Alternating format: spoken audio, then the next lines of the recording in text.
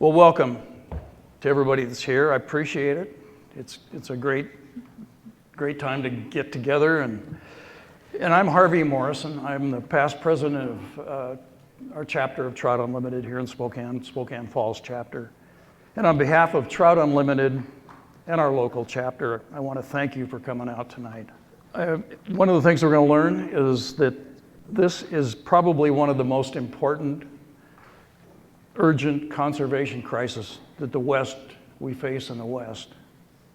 But before we get started, I just want to talk about the questions that are going to come up. We got a question period after the show, after Chris's talk, and we got cards out there on every chair.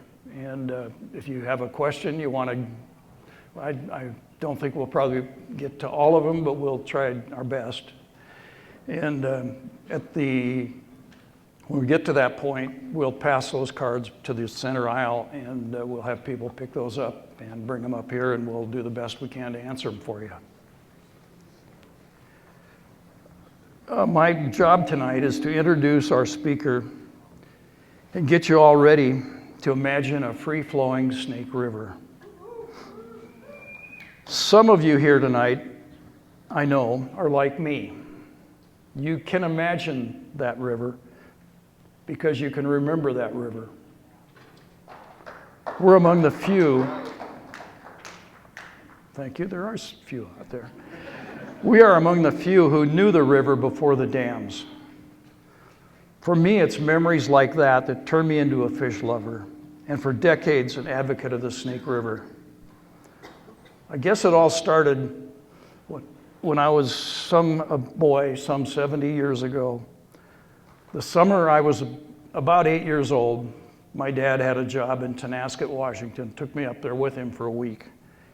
Well, there wasn't much for me to do but catch grasshoppers and go fish off the bridge over the Okanagan River, which is another great trib of the Columbia, and catch whatever might bite. Well, one day I was standing on the bridge, I looked down the river, and I could see these giant fish milling around. So, being a real smart 8-year-old, I stripped out every inch of line I had on my reel with a grasshopper, floated it down the river, and the next thing, all hell broke loose.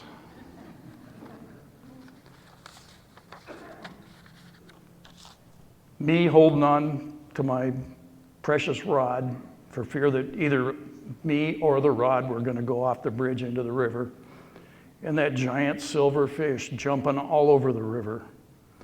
Fortunately for the both of us, he shook the hook. You can imagine the skeptical look I got from my dad when that 8-year-old boy told him about this giant fish that got away. Well, that fish got away all right, but I was hooked. It was years later that I made the connection that I had hooked a steelhead, a fish that probably had traveled where I hooked it hundreds of miles round trip to the Pacific and back, maybe multiple times. What an incredible animal. Fast forward 10 years, I was a freshman at Columbia Basin College in Pasco. That spring, a buddy of mine suggested that we go fishing in the Snake River. So far, I knew nothing about the Snake River. I thought it was in Idaho. We drove out on a brand new highway that dead-ended at the Snake. Built in 1961, it was the access road to where Ice Harbor Dam would be built. Little did I know that this road, a popular drag race and kegger spot, would be the road that would lead to the near destruction of the Snake River. Little did I know that this road would lead to the end of the road for the river's salmon and steelhead. By the 1970s, the river had become a bad dream to me. Lower Granite Dam, the last of the 4 Snake River dams, had been built. Overnight, it seemed everything had changed. The river had been turned into a lake. The riparian corridor had been replaced with riprap, and what had been the canyon wilderness generation before was now sterile and dying. This was also a time I began to pay close attention to the warnings about the dams and how the dams could affect the salmon and steelhead. At the time, we were told over and over and over not to worry. Technology and engineering could fix it. Hatcheries would fix it. Fish ladders would fix it. Barging and trucking smolts would fix it. Improving habitat upriver would fix it. All this would make the fish more abundant than ever, we were told. And they continued to tell us that. None of it was true. Nearly 50 years of employing every conceivable way to make the dams fish friendly and spending billions of dollars in the problem. These fish, these amazing fish, are on the brink of extinction. And so here we are, at one of those moments in life when it's time to make a decision. Are we going to let those fish blink out in our lifetime? Or are we going to insist that our generation do better than that we chart a different course? That's the question we face tonight. As we touch upon here, these places, this river, these fish, they all have a deep personal importance for me. I'm here because I feel a deep responsibility to right what has turned out to be a terrible environmental wrong. As you listen tonight, I encourage you to think also about why this river, why these fish, why this region means so much to you. Then let's talk about what we can do together to finally fix it. Tonight, we are all imagining the Snake River again flowing free. You can bet I'm also imagining an 8-year-old kid, not yet born, with their monster fish to catch. And they'll thank us for finally making that real.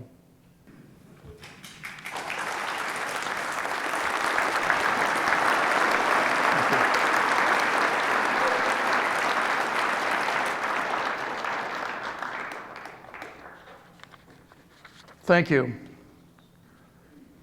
Now I'm pleased to introduce our keynote speaker. Chris Wood is president and CEO of Trout Unlimited. Chris has served Trout Unlimited since 2001. Prior to that, he served as a senior policy and communication advisor to the chief of the U.S. Forest Service, where he helped protect 58 million acres of publicly owned land. Chris has authored numerous papers, articles, and books, and during his tenure leading Trout Unlimited has transformed that organization from a $7 million annual budget organization with a staff of 32 into a $78 million powerhouse with a staff of 260.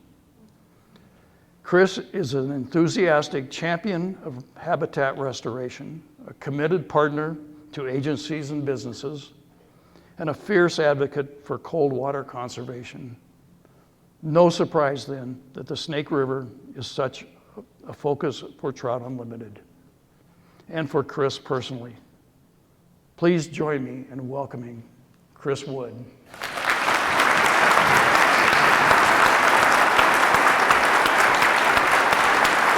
That was fantastic. You stole my thunder.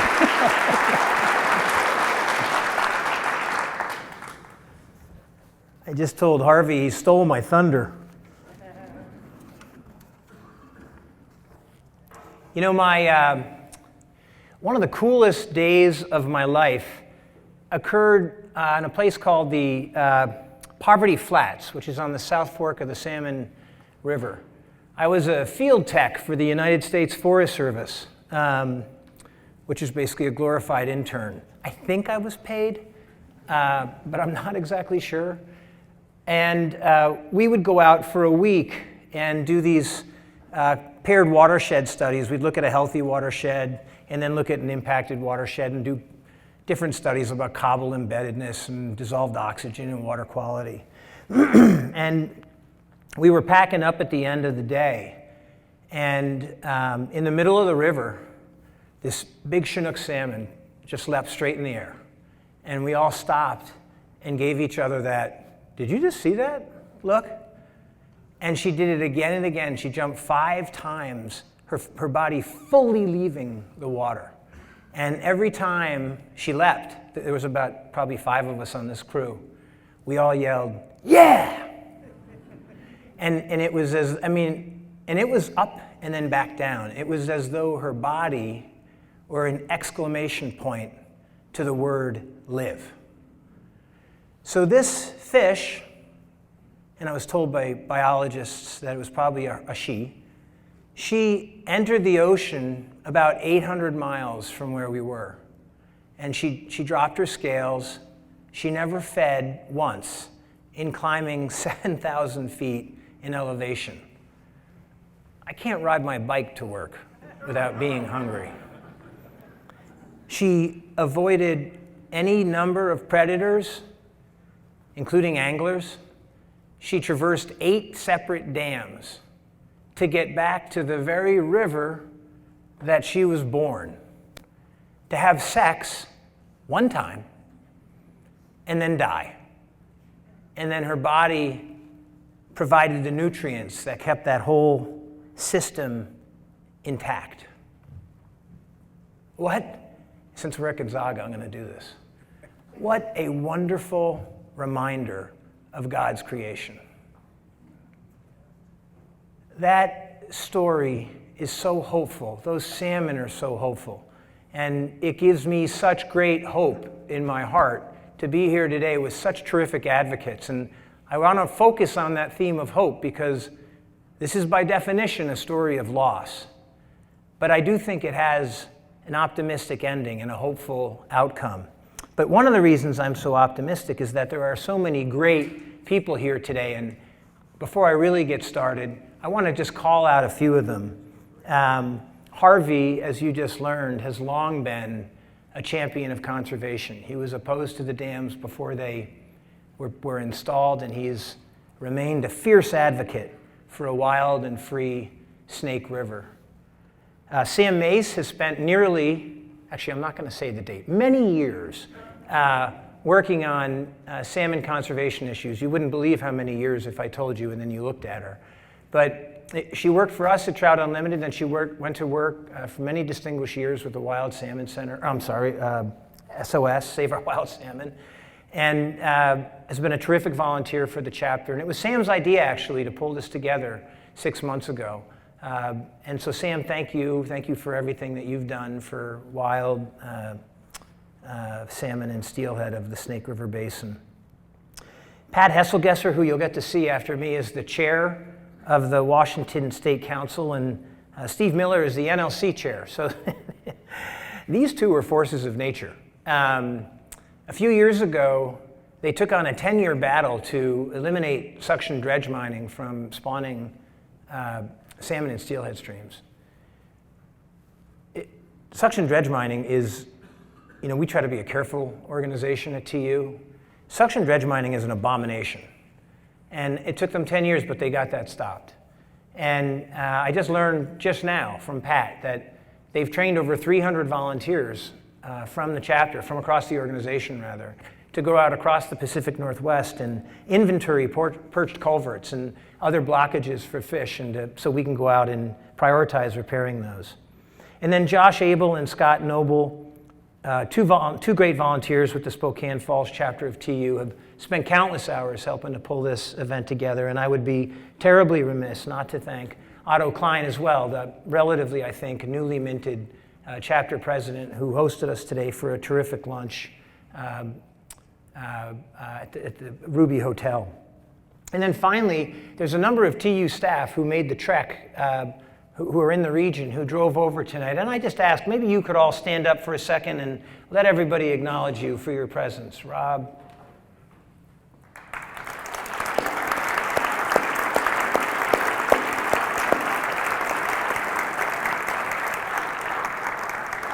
It's somewhat shocking. When I first started at TU, that was about half of the staff right there. So Eric Crawford, who's here, one of the staff, and I spent yesterday in Lewiston, Idaho, And we had a series of really great visits. We went to see the mayor of Idaho. We met with the congressional delegation who were there in town. Met with an old friend of mine who's on the board of the port of Lewiston there. We met with the Nez Perce. Saw a whole bunch of folks. And we met with one of the big ag co-ops that use the river to move their grain downstream. And, you know, there was a common feature to every single meeting. And it was this: the meeting either began or ended with Eric and whomever we were talking about, and none of the meetings were contentious or anything, just as I know you're not going to be mean to me tonight. But every single meeting either began or ended with Eric and whomever we were meeting with talking about the upcoming fishing season, the spring Chinook season. And I found out after the third or fourth time that this happened that this can be a fairly chancy and episodic thing. You know, some years it might be like Tuesday and Thursdays between 3 to 6. Other years it could be for an extended 2 weeks. But the state really carefully regulates the number of fish that are caught so they can meet their goals of getting fish further up the river for others to catch. And now remember, this is 100% hatchery run. These are not wild fish. But the excitement and the enthusiasm that I heard from folks that you wouldn't necessarily think about, you wouldn't necessarily think you'd hear that, was really compelling. And it made me think back to, you know, the 1950s, when in the Middle Fork of the Snake, they had a several month-long consecutive fishing season. And you could keep up to 2 fish a day. And those fish, they were all wild fish. There were no hatchery fish. That gives you just a sense of what we've lost. And it's not just as a region, right? I'm a fast-talking white guy from New Jersey, but it's what we've lost as a country. So today we have about 1 to 2% of our wild Chinook salmon in the Snake River Basin. And scientists are very clear in telling us that if we want to bring these fish back, we have to remove the 4 lower Snake River dams. These fish, they're remarkably resilient creatures, and none are more resilient than the Snake River stocks. And I'll just give you an example of what I mean. So these fish, their habitat rather, the Snake River Basin, represents about 50% of all of the habitat for salmon and steelhead, or anadromous fish, in the lower 48. And by 2080, it's predicted that it will actually represent 65% of all of the habitat. Now you might ask, are they growing land in the Snake River Basin? And the answer is no, but what's going to happen is a lot of the lower elevation habitat will become unsuitable for salmon and steelhead. And that high elevation, wilderness quality habitat, the Snake River Basin is 40% wilderness areas or wilderness quality areas. That's where the fish are going to have to go. If we want to have a future in the Pacific Northwest of wild salmon, we have to take out the 4 lower Snake River dams. Climate change doesn't give us another option.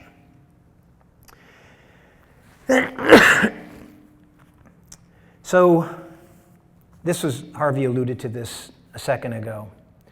For 50 years, the Bonneville Power Administration, and I just can't help laughing at that fish in the back of the room. I think it's a fish. For 50 years, he walked out, but he's walking toward the water. Maybe he needs to go to the bathroom.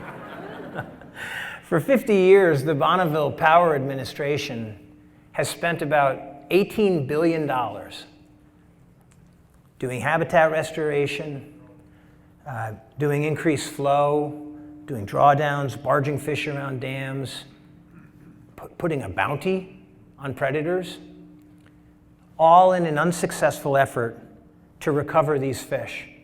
$18 billion, our money, ratepayer money, and those fish continue to swirl right around the drain of extinction. A sustainable salmon and steelhead population requires that For every 100 baby or juvenile salmon or smolt that move downstream, you need 2 salmon to come back upstream. That basically keeps you at a stable state. To get into a position where you're actually in recovery, you need to have 4 adults come back. So in the Deschutes, they have 2 dams. And for every 100 smolt that migrate downstream, 5 fish come back. They're well above sustainable. The John Day has 3 dams. And again, for every 100 smolt that migrate down, they get about 5 adults on average there too. And the Yakima has 4 dams. And again, the same is true there. They have about 5 fish that come back, 5 adults for every 100 smolt that go down. A Snake River salmon that enters the Columbia Basin on her way to the Grand Ronde in eastern Oregon will pass 8 dams, and less than 1% of those fish will make it back. Just 30 miles over a mountain ridge, over the Blue Mountains, in the John Day, same fish will enter the Columbia Basin at the same time, remarkably similar river system, and travel through 3 dams, and they have 5 times the amount of fish that make it back to spawn. Without meaningful action, these fish are on a trajectory toward extinction. And I was talking specifically, to be clear there, and I realized that I have a bunch of slides that I was supposed to show you, because I just looked down and I saw the projector. But we're going to do this the old-fashioned way. Greg, I'm sorry. The situation with Chinook salmon is even worse. Those numbers I gave you were called SARs, or smolt to adult return ratios. And believe it or not, those steelhead numbers are actually better than the Chinook salmon. It's worse for the Chinook. You'll listen to folks, our elected leaders will tell you that dam removal is a radical idea. And the reality is that the radical idea, the truly radical idea, is inaction. That's the radical idea. We have seen so many examples how dam recovery has led to fish coming back. We took out, on the White Salmon River, we took out the Condit Dam, and the fish came back. Way over across the country in Maine, we took out 2 dams on the Kennebec and then bypassed a 3rd. We basically left the dam in place but created an artificial river around it. And we have seen millions of herring and alewives come back, the basic forage fish for the giant stripers that are now moving up the river. There were no shad. We have over 18,000 that returned this year. And even though Atlantic salmon are still at cripplingly low levels, their numbers have tripled since those dams were taken out. After 2 dams were taken out on the Elwha in Washington State, here in Washington, the salmon came back. But the miracle of the Elwha, and Rob Massanis, my colleague here, who will come up a little later, will testify to this. The miracle of the Elwha was that summer steelhead were functionally extinct. They were gone. They had been blocked from migrating to the ocean for 106 years. And by God, today, 10 years after the removal of the Elwha dams, you can make an argument that the Elwha is the best coastal steelhead fishery in Washington State. Just 10 years later, those fish were extinct.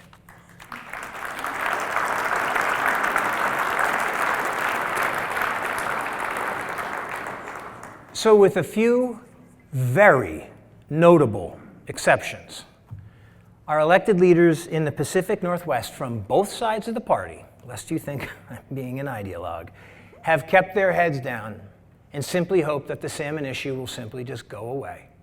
And I will tell you, the head in the sand approach to leadership is not a winning issue. It's not a good way to lead. And history proves that. And you know who suffers the most when our elected leaders refuse to stand up and take action? It's the rural communities that depend most on these resources. So just consider the case of the northern spotted owl for just a moment. From 1960 to about 1989, the United States Forest Service harvested about, it was 9 to 12 billion board feet of timber a year. And so just to give you a frame of reference, it takes about 30,000 board feet to build a typical American home.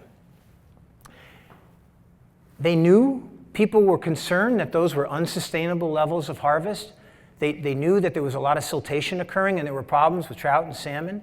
They had heard about this little furtive bird called the northern spotted owl that was also dependent on these old growth forests. Much of that timber harvest, by the way, was coming from old growth forests here in the Pacific Northwest. The agencies actually tried to take action. The Forest Service tried to create these reserves, these administrative reserves that would protect certain nesting habitat. Other federal agencies tried to list the northern spotted owl under the Endangered Species Act, and at every turn, they were countered by elected leaders from the Pacific Northwest and by politicians in Washington, D.C. And then came the lawsuits. And the timber industry and rural communities, rural timber-dependent communities, they were counting on their elected leaders to protect them. You know, jokingly, some rural communities, I remember this when I was traveling through Oregon at the time, they would have, pickled spotted owl eggs on their menus. I mean, they're pretty sure they weren't real, and you could buy roasted or braised spotted owl. The town of Grays Harbor in Washington state actually shut down a major interstate for days, basically expressing their displeasure with the idea that the federal government was looking at listing this little elusive bird, the northern spotted owl. And in the end, it was all for nothing. The spotted owl was eventually listed, and a judge by the name of Judge Dwyer, ruled that the federal government, and this is a quote, had shown a reckless disregard for the law in allowing owl populations to get as low as they did. And the result is, for the last 30 years or so, the timber harvests on the National Forest System haven't reached a quarter of what they were before. And you know who was most devastated by all that? It wasn't the politicians in DC or out in the Northwest. It was those timber-dependent communities whose leaders did nothing for them. So too many people point to salmon recovery and restoration of the snake as a zero-sum game, right? There's going to be winners and there's going to be losers. I would ask you, if you take nothing from tonight, please resist that incredibly lazy and flaccid analysis, because it's just not true. It is within our reach to complete the largest river restoration. It would dwarf what we did on the Kennebec and the Elwha. Or actually the Penobscot, sorry. The Kennebec's another river in Maine where we took out dams and saw immediate response from anadromous fish. But it is absolutely within our reach to create the largest river restoration in the history of the United States and to move our economy forward with major investments in agriculture, transportation, and energy toward a future that lifts all of the boats and makes sovereign nations, farmers, river-dependent communities, energy users, rural economies. It makes everybody whole. Early in my career, as was mentioned earlier by Harvey when he talked about my bio, I worked for the chief of the Forest Service. He's called the chief. The head of the Forest Service is called the chief. One of our big initiatives was this thing called the Roadless Area Conservation Rule. I was very much involved in that, in the development and the creation of that thing. And we protected 58.5 million acres of some of the finest fish and wildlife habitat in America.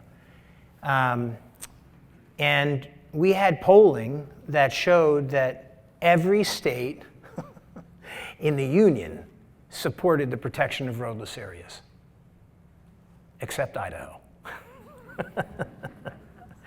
And so it wasn't a big surprise that after President Bush was elected, that then Governor Jim Risch, who is a personal friend of mine, decided that he wanted to make an Idaho-specific roadless rule. So they, as the government will do, they created a committee, and it had timber guys and a woman representing the off-road vehicle community, ranching interests, county commissioners, other development interests, and a few of us chosen conservationists to be on this committee. And I will tell you that, and we met regularly. We met, I think it was for the first year, like every other month. And our job was to give Governor Risch advice and counsel on the development of this rule that he was doing. And I will tell you that for the first year of those meetings, they were downright uncomfortable. People were, they were either sullen or rude or disrespectful. We really didn't like each other, right? I felt that it was my job to defend this rule to the hilt, and everybody else was just a jerk. And then a funny thing happened along the way as we met more and more often. And when my second son, Casey, was born, Jim Riley, the guy who represented the timber industry in these deliberations, he showed up at my house one evening with a toy timber truck. It was made of wood, of course, and it had logs in the back. And he wrote a note, which I have to this day, that he attached to the bottom. I think he wanted me not to see it. But it said, "Dear Casey, congratulations on being born. Call me up when you want to become a man." And then I sent flowers when the representative from the Blue Ribbon Coalition, not a typical partner of Trout Unlimited's, when they were hospitalized. And we began to plan happy hours around our meetings. And eventually we began to plan dinners at each other's homes. So that criticism and the disrespect, it was all replaced with humor. The sniping was replaced with listening and learning. And so we learned that there were some rural communities in Idaho that were surrounded by roadless areas, and they were really worried that they wanted to be able to create limited fuel breaks around their communities. And we thought, that kind of makes sense. And so we let them do that. And we learned that there was a mining company that wanted to expand its existing operation into an adjacent roadless area, fairly limited expansion, but an expansion. And in return, we were able to protect 3 times as much roadless area to an even higher standard than under the 2001 rule. And so we allowed that to happen too. And after 15 years, I'm really proud to tell you that Idaho roadless rule is still in effect today. And I would make an argument that it's even stronger than the 2001 roadless area conservation rule. And we remain committed to Idaho. Michael Gibson, one of our great TU staff in Idaho, he's the vice chair of the state roadless commission, and part of his task is to make sure that rule is still working well for the people of Idaho and for the communities of Idaho. So unlike in the spotted owl saga, it's very unlikely that a judge could order the removal of the 4 lower Snake River dams. That will likely require, in fact, it will almost certainly require an act of Congress. It will require a law. He could, however, order dramatic increases in flows from southern Idaho farmers. He could order dramatic drawdowns to speed the passage of smolt out through the river system. He could find that the barge operations are takings under the Endangered Species Act and therefore illegal. He could order as dramatic and disruptive changes to the Columbia hydropower system as quickly as Judge Dwyer shut down the timber industry in the Pacific Northwest. But with a little bit of leadership, none of that is necessary. Nothing keeps us from forging a common future with healthy and abundant salmon populations in the Snake River Basin. The 4 lower Snake River dams were designed to last for 50 years. Guess what? They're 50 years old. Why should we relegate ourselves to the thinking of a half century ago? Why would we allow these hunks of metal and concrete to keep us anchored in the past? Instead of dam removal, what if we made the conversation about how do we extend the pipes of the irrigators who depend on the reservoirs? What if, leading with dam removal, we led instead with how do we finally meet some of our treaty obligations to our tribal brethren? What if we made the conversation first about how do we help those co-op farmers that I met with yesterday How do we help them ensure that they can get their grain downstream to ports in an economically reasonable way? What if the conversation became about how do we help communities like Lewiston in the Tri-Cities make the places that they live better, in their opinion, not in our opinion, in their opinion? We can address every single need of the people and the communities who depend on those dams. It is simply a matter of ingenuity, planning, engineering, and money. That's all. The one thing we cannot do is return wild salmon and steelhead to the Snake River Basin without taking out the 4 lower Snake River dams. So some of you may know Shannon Wheeler. He's the vice chair of the Nez Perce tribe, and one of the people that we met with yesterday. And like many tribes, the salmon are an integral part of their tribe's history and their culture and their religion. So Wheeler, what he says is that, and this is a quote, he says, "Salmon are the golden thread that tie us all together. When that part of our culture is in trouble, we are all in trouble. When salmon do not thrive, we suffer as a people." So we are likely 20 to 25 years from seeing the extinction of Snake River salmon and steelhead. Many of us, hopefully, not hopefully, what am I saying? But many of us in this room will live to see that. Just imagine that for a moment. Oh, jeez, is that mine?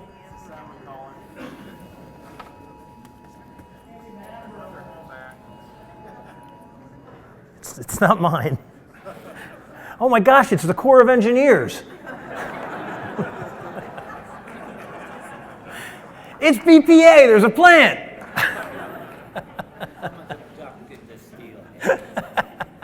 Wait, where'd that damn fish go?